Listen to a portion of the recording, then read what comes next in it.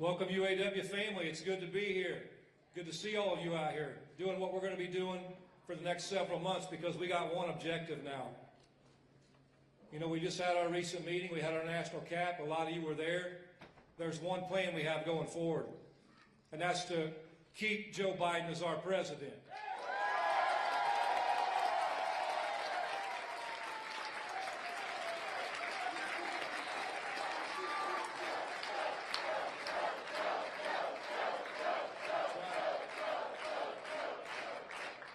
And you guys know, I don't have to spell this out for you because all of you know this, but this is our message going forward. We know who's been there for labor, and we sure as hell know who wasn't. It's a very clear choice in this election. It's a very simple choice for all of us in this election. You know what the hell's going to happen if this man's not president, because we've seen what happened. Labor went backwards. Working class people went backwards. The poor went backwards. Everybody suffered. So this is our shot, this is our time, this is our mission from this day forward. We're going to fight like hell, and we're going to ensure that Joe Biden's the next president so that the working class keeps moving forward.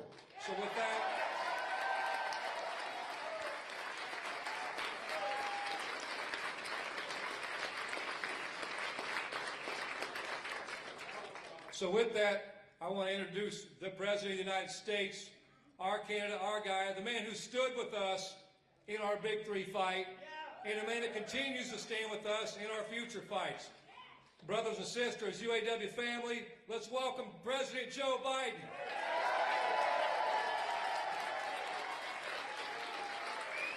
Thank you, thank you, thank you. Thank you, thank you, thank you. Supporting you is the easiest thing I've ever done. Not a joke. I was raised on GM. My dad managed the dealership, didn't own it, managed it. And in Delaware, we used to have the highest percentage of auto workers of any state in the nation because we're a small state. We have the largest GM facility and the largest Chrysler facility outside of Detroit. And that's how I got through school. That's how we all made it.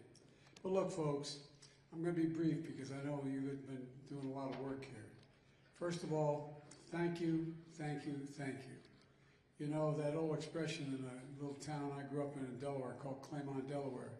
You all are the ones that brung me to the dance. And I never left you. I never left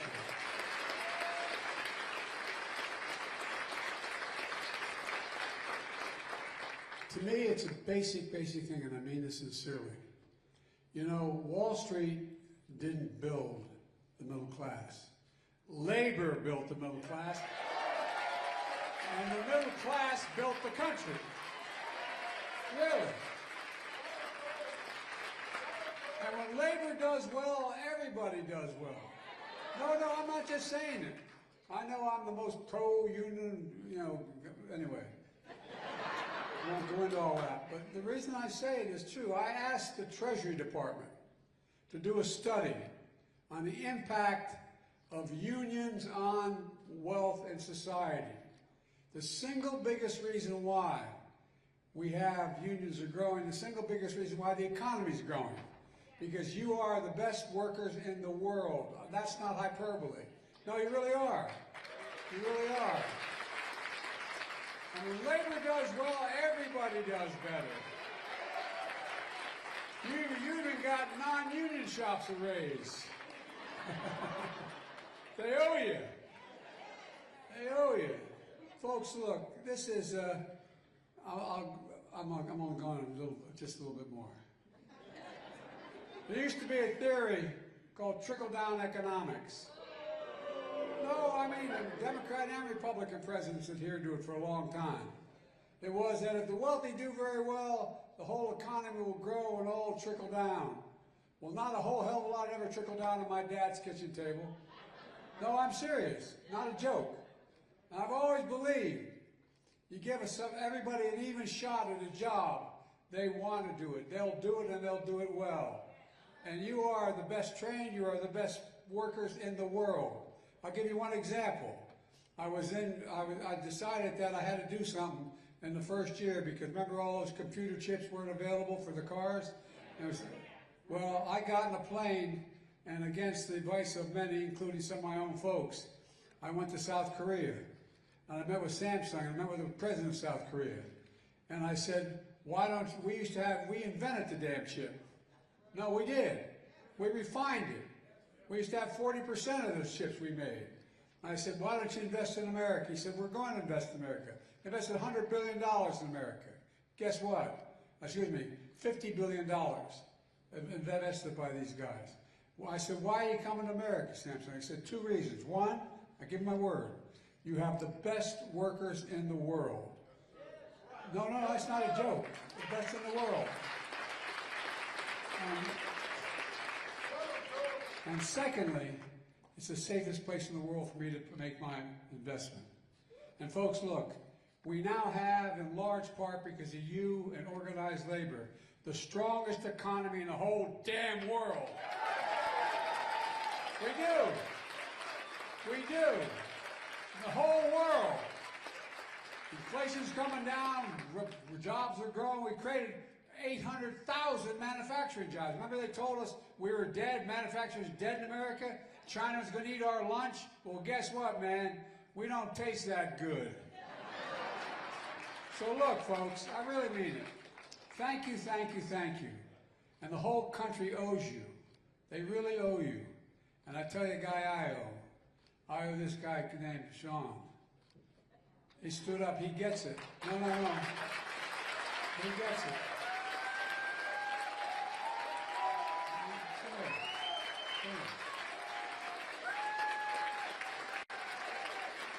I really mean it.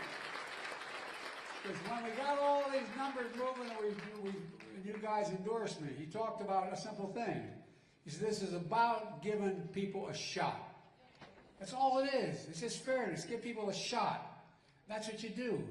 That's what you do. And besides, you built my '67 Corvette. My pride. Any ever watch Jay Leno's Garage?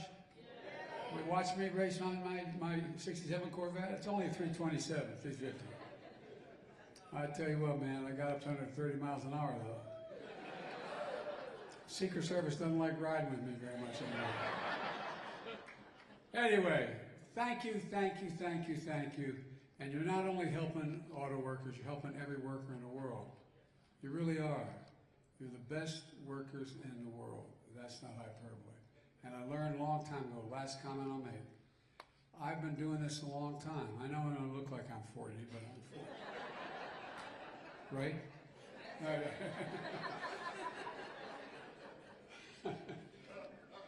Anyway, 40 times 2. But the thing is that, you know, there's a provision in the law that was passed during Roosevelt's time about the big fight was, could unions organize them? That was a big issue. It not only said unions could organize, it said we should encourage the union movement. That's what it says, the law. It says one other thing. When the President of the United States is given money by the United States Congress to spend, whether it's an aircraft carrier, a highway, or any public event, they should do 2 things. 1, this is what the law says. 1, they should hire American workers. 2, they should use American products. And you can make an exception if you didn't have a worker for a particular job or a project or the material, you could hire somebody else. But guess what? For the longest time, we didn't pay attention to it. I pay attention to it. That's why we're growing.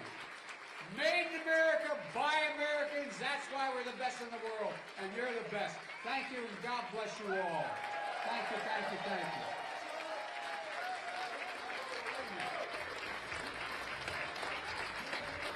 Come here, Doug.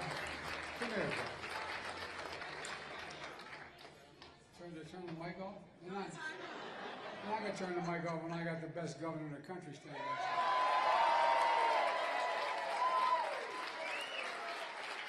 Senator, come here.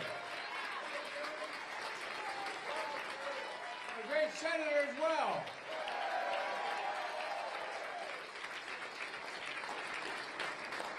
a woman you never know before. She's very quiet. She never tells me her opinion bluntly. Like, Joe, get the hell over here quickly. Move. You know Debbie Dingle. She's a fighter for her. She's a fighter for her.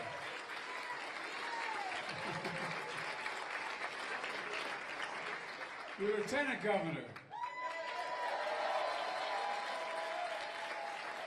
If I get first pick for a team, he's my guy. And I don't know. Speaker of the House. I was about to introduce the speaker. You think I'd be scared to death not introducing the speaker. He's my kind of guy. As I told him when I met him the first time, he looks like he can still play. I was runner-up in a state championship football scoring when I was a kid. If I had this guy running in front of me, I could have been an All-American. Could have been an All-American. Anyway, thank you all very, very, very much. Thank you.